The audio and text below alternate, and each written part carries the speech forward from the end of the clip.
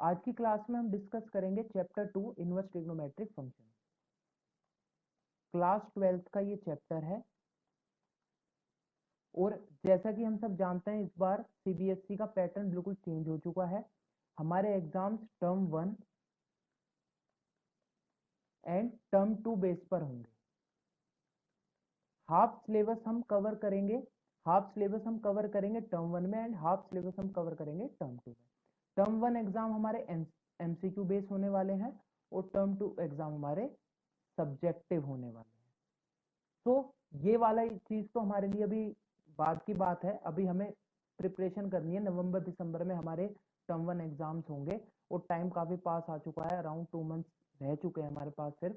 तो हमें MCQs questions की मैक्सिमम प्रैक्टिस करनी है सभी चैप्टर्स की। मैं आने वाली सभी वीडियो में एमसीक्यूज बेस पर ही क्वेश्चंस डालने वाला हूँ। मेरी चैनल पर आपको सारे एमसीक्यूज क्वेश्चंस 12th 10th से रिलेटेड मिल जाएंगे। अब देखिए, सबसे पहले हम इस चैप्टर का एक बेसिक ओवरव्यू करते हैं कि चैप्टर में है क्या, क्या हमें पढ़ना है या क्या चीजें हमें समझनी है। फिर मैं आपको क्वेश्चन स्टार्ट करेंगे कि हम किस तरीके से क्वेश्चन अटेम्प्ट करेंगे इनवर्स ट्रिग्नोमेट्रिक फंक्शन के। ओके, चलिए स्टार्ट करते हैं। चलिए देखिए,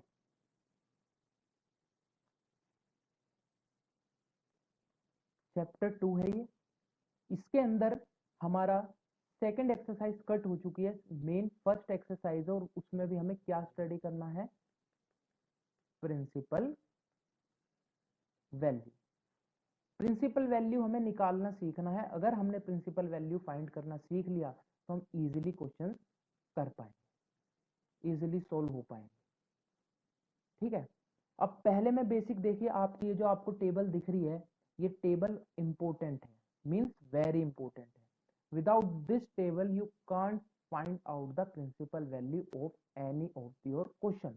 तो आपको कोई भी क्वेश्चन प्रिंसिपल वैल्यू का फाइंड करने के लिए आपको ये टेबल की नॉलेज होना बहुत इंपॉर्टेंट है। बेसिकली सबसे ज्यादा इंपॉर्टेंट है रेंज। हमें किसी भी फंक्शन की रेंज पता होना इंपॉर्टेंट है, लेकिन एमसीक्यू में डायरेक्ट क्वेश्चन भी पूछा जा सकता है कि फाइंड या what will be the domain of the sine inverse x. वो हमसे साइन इनवर्स एक्स का डायरेक्ट डोमेन पूछ लेगा कि साइन इनवर्स एक्स का डोमेन क्या है। अगर हमें डोमेन पता है कि डोमेन हमारा -1 से, अगर हमें पता है हमारा डोमेन -1 से 1 में लाई करता है, तो हम डायरेक्टली ऑप्शन को टिक कर कर आ सकते हैं। डायरेक्ट क्वेश्चन भी एमसीक्यू में आपसे पूछे जाएंगे। तो ये ओवरऑल टेबल इंपॉर्टेंट है। रेंज भी डायरेक्ट आ सकती है, लेकिन हमारी रेंज क्वेश्चन में भी हमारी हेल्प करेगी। ठीक है, तो ये बेसिक ओवरव्यू हो गया, बेसिक अंडरस्टैंडिंग हो गई कि किस चीज की नॉलेज आपको इस चैप्टर के लिए होनी चाहिए। एंड आपको वैल्यूज पता होनी चाहिए, साइन 30 की वैल्यू, कोस 30 की वैल्यू, टेन 30 की वैल्यू, जो कि आपने 10th क्लास में सीखी थी।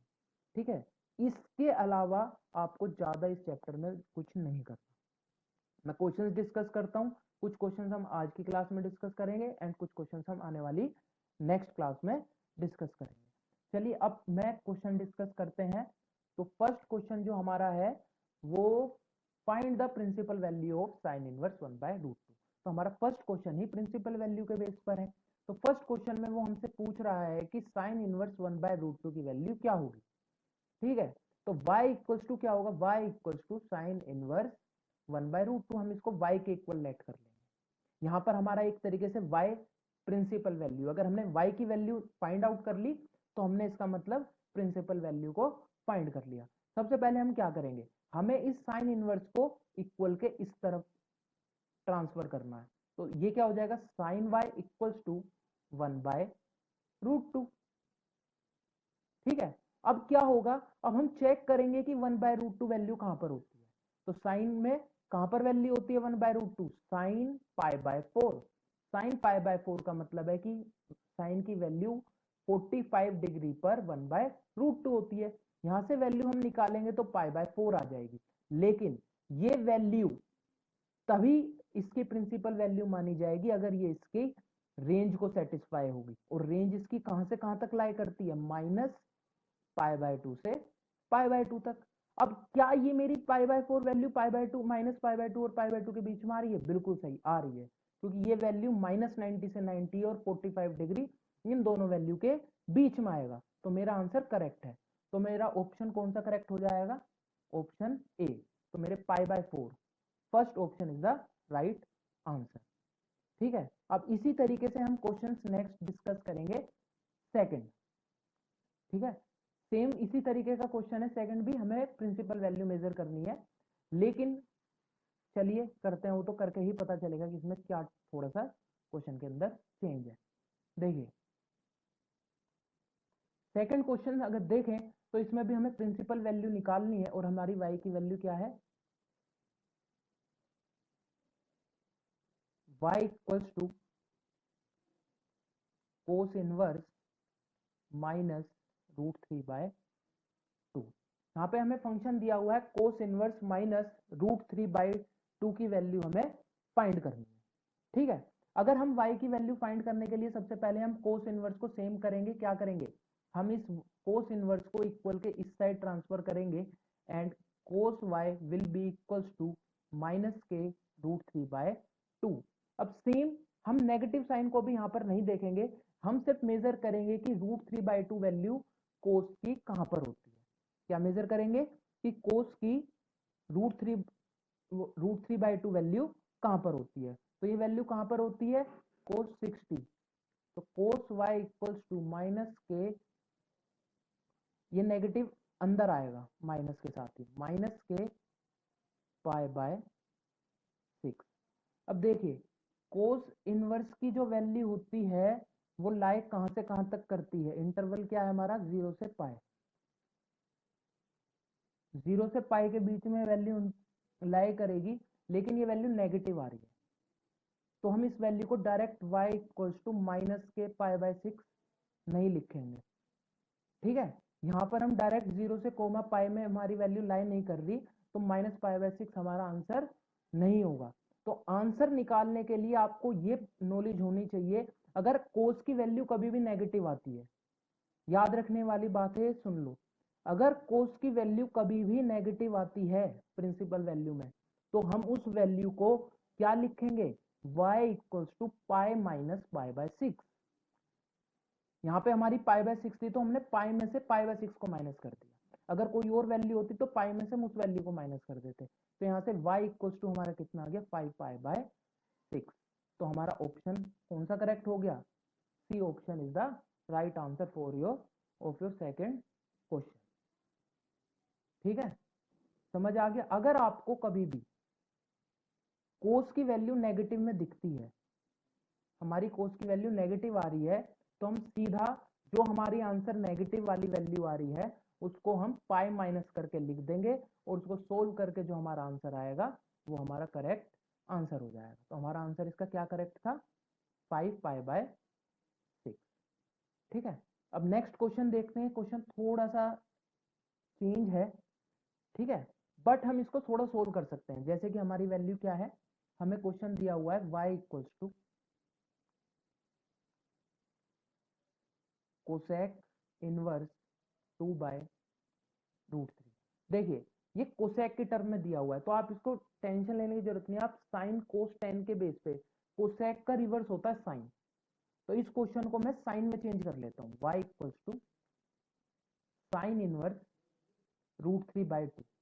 जब मैं इसको रेसिप्रोकल करूंगा, कोसेक को साइन बनाऊंगा, तो जो वैल्यू होगी मेरी 2/√3, इसको भी मैं रेसिप्रोकल करके लिख दूंगा। अब मैं क्या करूंगा, साइन इनवर्स को इस साइड लेके जाएंगे, तो ये क्या बन जाएगा? Sine y equals to √3/2। अब मुझे ये बताओ कि साइन की वैल्यू √3/2 कहां पर होती है? ठीक है, हम चेक करेंगे √3/2 कहां पर होती है। तो साइन की वैल्यू √3/2 होती है π/3। साइन 60 पर √3/2 होती है वैल्यू। ठीक है, तो यहाँ से y इक्वल्स टू हमारा कितना आ गया? π/3। और π/3 कहां पर लाई करता है? हमारी साइन की रेंज क्या है? हमारी साइन की रेंज क्या है? -π/2 से π/2, और इस रेंज में हमारी वैल्यू आ रही है π/3, तो इसका मतलब ये करेक्ट आंसर है। तो हमारा जो ऑप्शन बी ऑप्शन है π/3 is the right answer of this question. ठीक है, ये हमारा थर्ड क्वेश्चन भी कंप्लीट हो गया। रेंज प्रिंसिपल वैल्यू को फाइंड करना बहुत सिंपल है, बस कुछ चीजों का हमें ध्यान रखना है, जैसे कि कोस वाले। कोस में वैल्यू अगर नेगेटिव आती है तो वो हमारी रेंज से बाहर चली जाएगी। हमारी रेंज से बाहर जाने का मतलब क्या है, 0 से पाई तक की रेंज है, उससे अगर वैल्यू बाहर चली गई, क्योंकि 0 पॉजिटिव होता है, पॉजिटिव वैल्यू नेगेटिव में आ रही है, तो नेगेटिव को पॉजिटिव करने में कोस में हम क्या कर देते हैं, पाई माइनस कर देते हैं। ठीक है, चलिए अब नेक्स्ट क्वेश्चन देखते हैं। फोर्थ क्वेश्चन है हमारा, हमें निकालना है कोस इनवर्स कोस 2 कोस इनवर्स 2/5। देखिए थोड़ा क्वेश्चन चेंज है, इंटरेस्टिंग क्वेश्चन है।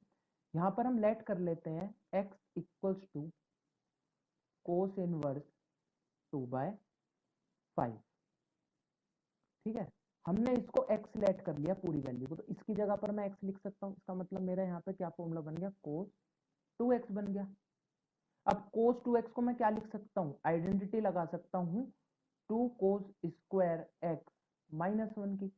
अब यहाँ पे मैं x की वैल्यू पुट कर दूंगा, 2 कोस इनवर्स 2/5 पूरी वैल्यू का होल स्क्वायर होगा -1। अब कोस इनवर्स ये कैंसिल हो गए, तो 2 इंटू 2/5 का होल स्क्वायर -1। अब मैं इसे और सोल्व करूंगा तो ये मेरी वैल्यू कितनी आ जाएगी सोल्व करने के बाद, 2 इंटू 2 × 4 अपॉन में 25 -1 से हो जाएगा 8 अपॉन में 25 -1।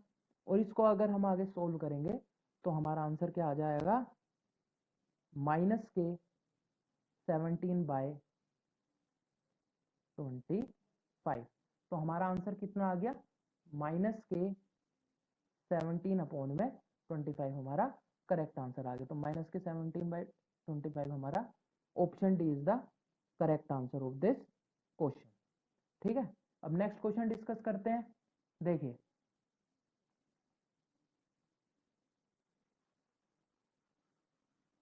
कितनी स्पीड से और कितनी स्पीड के साथ हमने 4 क्वेश्चन कंप्लीट कर लिए। थोड़े थोड़े क्वेश्चंस में चेंजेस है, बाकी ज्यादातर क्वेश्चंस हमारे सेम ही होने वाले हैं। देखिए थोड़ा सा क्वेश्चंस को ऊपर कर लेते हैं।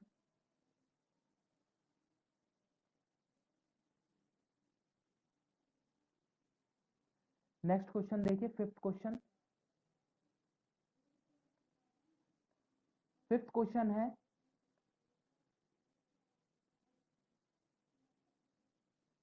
कोस π/3 माइनस कोस इनवर्स 1/2। ठीक है, इस क्वेश्चन को करने के लिए अब आप डायरेक्ट देखो, वैसे प्रैक्टिस कर लो डायरेक्ट।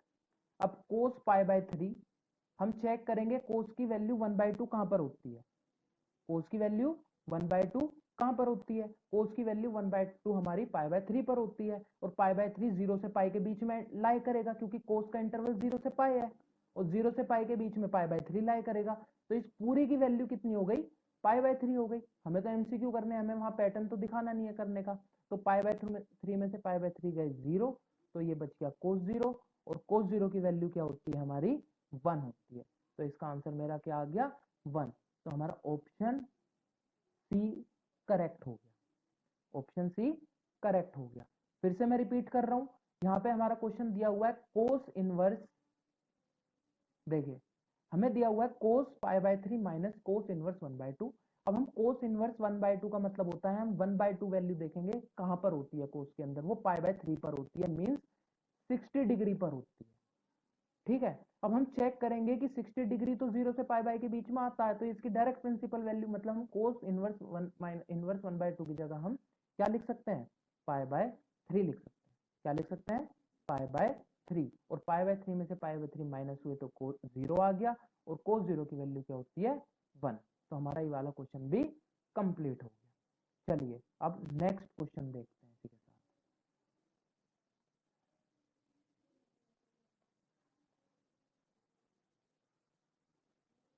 चलिए चलिए, ठीक है, नेक्स्ट क्वेश्चन हमारा सिक्स है। सिक्स क्वेश्चन क्या है, tan inverse 2 cos 2 sin inverse 1/2।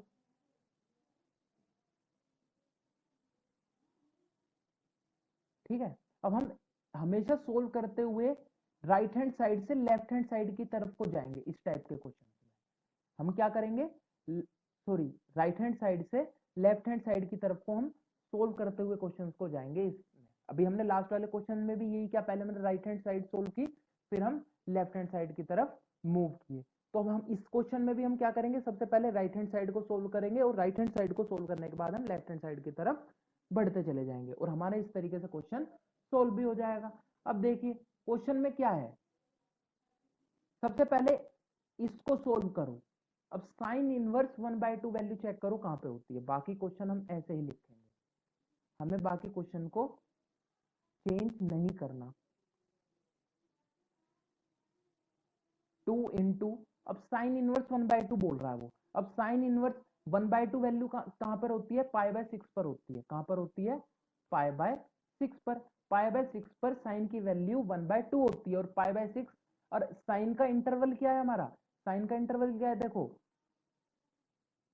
Sign का इंटरवल क्या है, -π/2 π/2। इसका मतलब पाई हमारी वैल्यू π/6 आ रही है और π/6 हमारी इस इंटरवल में लाई करेगी। ठीक है, इसका मतलब मैं साइन इनवर्स 1/2 की जगह क्या लिख सकता हूँ, π/6 लिख सकता हूँ। क्या लिख सकता हूँ, π/6 लिख सकता हूँ। ठीक है, अब इधर देखो,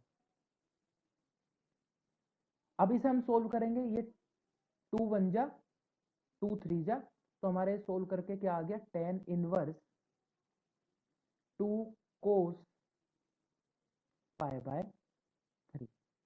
क्या वैल्यू आ गई, 2 cos π/3। अब ये मेरी वैल्यू देखो, अब मेरी वैल्यू फिर से चेंज हुई कुछ। अब ये वैल्यू देखेंगे, हम इसको सोल्व करेंगे। ठीक है, अब हम देखेंगे कि tan इनवर्स 2 इंटू कोस π/3 की वैल्यू क्या होती है। अब कोस π/3 की बात करें तो कोस π/3 क्या है, कोस π/3 वैल्यू क्या होगी, कोस π/3 की वैल्यू होगी 1/2। ठीक है, 2 से 2 कैंसिल, आगे सोल्व करेंगे वैल्यू क्या आ जाएगी, tan इनवर्स 1। अब हमें बतानी है tan इनवर्स 1। अब ये तो सबको पता है कि tan की 1 वैल्यू कहां लाई करती है, tan की 1 वैल्यू कहां पर लाई करती है, π/4 पर लाई करती है। तो हमारा आंसर क्या आ गया, π/4 आ गया। क्या आ गया हमारा आंसर, π/4 आ गया। तो हम किस ऑप्शन पे टिक लगा देंगे, π/4। तो हमारा बी ऑप्शन करेक्ट हो गया। ठीक है, आगे के और क्वेश्चन डिस्कस करते हैं। देखो हमने 6 क्वेश्चन डिस्कस कर लिए आज।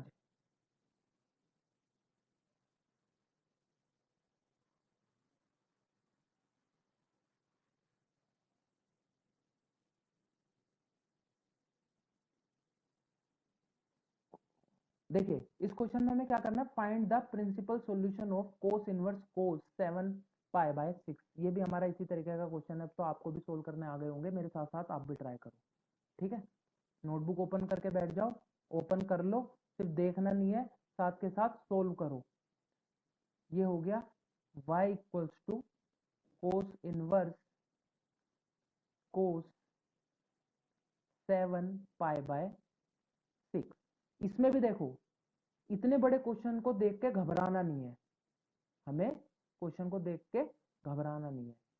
अब क्वेश्चन में फिर हम इससे इधर को सोल्व करेंगे इसको। सबसे पहले हम कोस 7π/6 की वैल्यू को मेजर करेंगे, लेकिन उससे पहले अब हमें 7π/6 तो पता ही नहीं है क्या होता है, किस तरीके से वैल्यू निकालेंगे, तो उसका भी सॉल्यूशन है। हम इसको क्या लिख सकते हैं, कोस इनवर्स कोस 7π/6 को हम क्या लिख सकते हैं, पाई प्लस π/6 लिख सकते हैं। लिख सकते हैं नहीं लिख सकते, बताओ। पाई प्लस π/6 को सोल्व करोगे 7π/6 ही आएगा। पाई प्लस π/6, अगर हम यहाँ पे क्वाड्रेंट को चेक करें, अगर हम क्वाड्रेंट देखें तो हमारा क्वाड्रेंट यहाँ पे ऑल स्टूडेंट टेक कॉपी, यहाँ पे सब पॉजिटिव होते हैं, यहाँ पे साइन होता है, यहाँ पे टेन होता है। और जब पाई में हम प्लस या माइनस करते हैं तो हमारा फंक्शन चेंज नहीं होता, कोस है तो वो कोस ही रहेगा, साइन है तो वो साइन ही रहेगा। अब पाई प्लस की बात कर रहा है, पाई प्लस का मतलब हम थर्ड क्वाड्रेंट में आ रहे हैं, और थर्ड क्वाड्रेंट में हमारी वैल्यू क्या होती है, नेगेटिव होती है। ठीक है, तो इसका मतलब y equals to cos inverse, ये क्या हो जाएगा माइनस के कोस π/6 हो जाएगा। माइनस क्यों आया? माइनस इसलिए आया क्योंकि जब हम पाई से थर्ड क्वाड्रेंट में एंटर कर रहे हैं तो थर्ड क्वाड्रेंट में कोस हमारा नेगेटिव होता है। अब कोस नेगेटिव होता है तो हमने बाहर क्या लगा दिया, माइनस लगा दिया। ठीक है, अब चेक करो और मुझे बताओ फटाफट कि कोस π/6 की वैल्यू क्या होगी तुम्हारी। अब जैसे y equals to cos inverse minus, अब हम चेक करेंगे कि कोस π/6 की वैल्यू क्या होती है। ठीक है, चलो कोस π/6 की वैल्यू क्या होगी,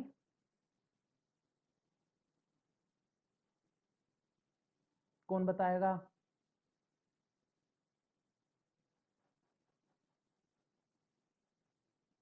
या आपको एक चीज और बता दूं, ये भी करने की नीड नहीं है, थोड़ा क्वेश्चन चेंज करते हैं। देखो ये वैल्यू हमारी नेगेटिव आ रही है तो हम इसको y equals to cos inverse cos minus के π/6 ले सकते हैं। लेकिन अब मैं कोस से कोस इनवर्स तभी कैंसिल हो पाएगा जब ये वैल्यू अब माइनस π/6 आ रही है, और जब भी कोस की वैल्यू नेगेटिव आती है तो मैंने तुम्हें क्या बताया कि हम उसको क्या लिख सकते हैं, y equals to pi minus π/6 लिख सकते हैं। क्या लिख सकते हैं, पाई माइनस π/6। जब भी हमारी वैल्यू कोस की इस इंटरवल में नेगेटिव आती है, क्योंकि हमें पता है कि हमारा इंटरवल 0 से पाई के बीच में लाया करता है, और वो वैल्यू पाई और हमारे इंटरवल से बाहर आ रही है। अब वैल्यू बाहर आ रही है, अगर वैल्यू नेगेटिव है तो हम उसको पॉजिटिव करने के लिए उसको पाई में से माइनस कर देते हैं। तो अब इसको हम यहाँ सोल्व करेंगे तो हमारा आंसर कितना आ गया, 5π/6 आ गया। क्या आ गया, 5π/6 आ गया। इसका ऑप्शन देख लेते हैं और फिर इसको टिक करते हैं। ठीक है, चलो सेवंथ क्वेश्चन, सेवन सेवन देखो सेवंथ का हमारा क्या आंसर आ गया,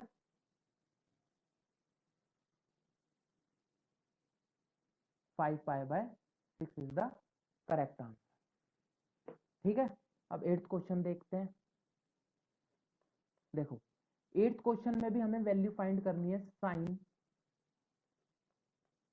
π/3 प्लस साइन इनवर्स 1/2। ठीक है, अब सबसे पहले वही सेम अपना प्रोसीजर, हम राइट से लेफ्ट की तरफ क्वेश्चन को सोल्व करते हुए चलेंगे। साइन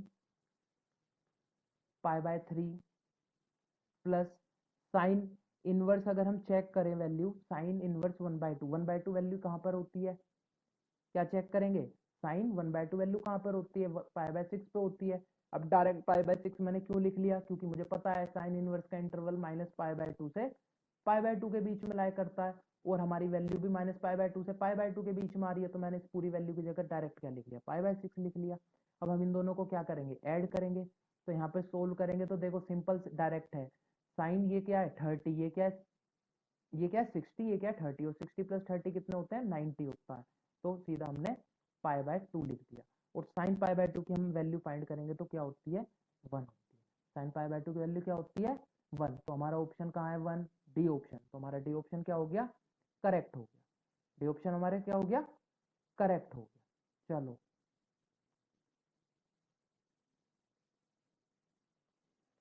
नेक्स्ट क्वेश्चन डिस्कस करते हैं। आज की क्लास का लास्ट क्वेश्चन होगा, बाकी के क्वेश्चन हम नेक्स्ट क्लास में डिस्कस करेंगे।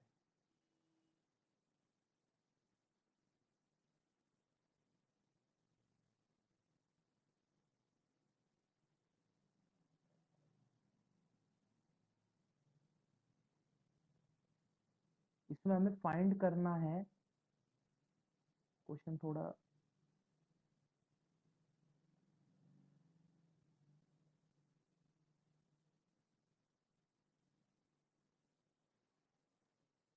चलो देखो,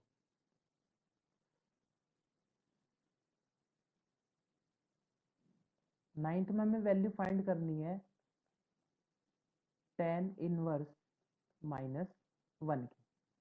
किसकी वैल्यू निकालनी है, tan इनवर्स -1 की वैल्यू हमें क्या करनी है, फाइंड करनी है। ठीक है, अब सबसे पहले वही इन वाले क्वेश्चन में तो y equals to tan inverse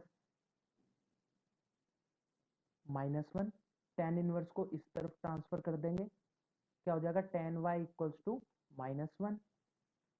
अब ये -1 कहाँ होती है वैल्यू, 10 π/4 पर होती है, लेकिन माइनस आने के कारण हम माइनस में वैल्यू लिखेंगे।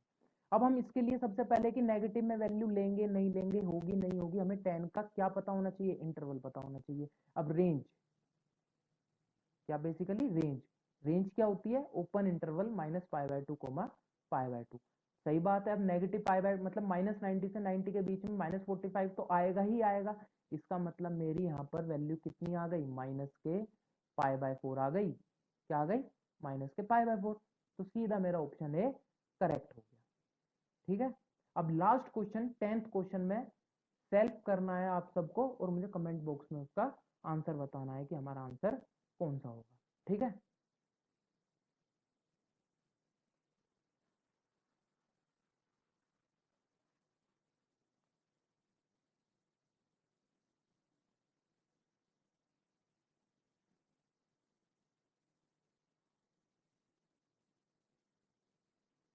देखिए सिंपल क्वेश्चन है, सिंपल क्वेश्चन मैं आपको दे रहा हूं।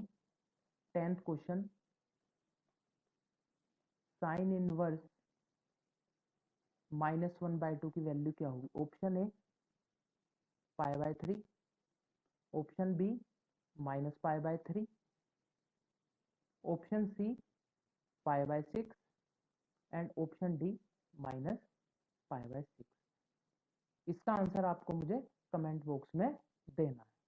इसी के साथ आज की क्लास में आपके कंप्लीट 10 क्वेश्चन हमने सोल्व कर लिए।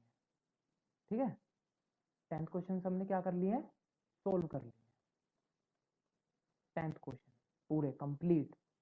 ठीक है, बाकी के क्वेश्चन हम आने वाली वीडियोस में डिस्कस करेंगे, और इसी तरीके से हम बाकी चैप्टर्स के भी क्वेश्चन करने वाले हैं। अगर आपने अभी तक मेरा चैनल सब्सक्राइब नहीं किया है, for such videos please subscribe my channel, and if you like the videos and also comment your answer below.